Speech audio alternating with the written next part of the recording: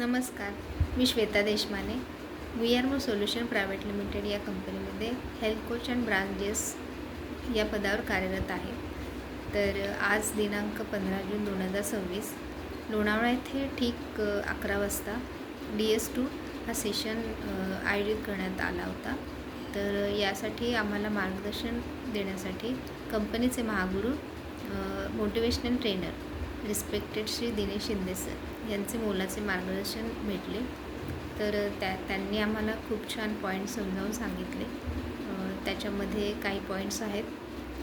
तर माइंडसेट हा बिझनेसचा ठेवायचा आपण आपला असला पाहिजे आणि रिच माइंडसेट ठेवणे आणि आपली स्वप्न जिवंत ठेवायला हवीत आणि खूप छान असं सकारात्मकता ठेवणं गरजेचं आहे.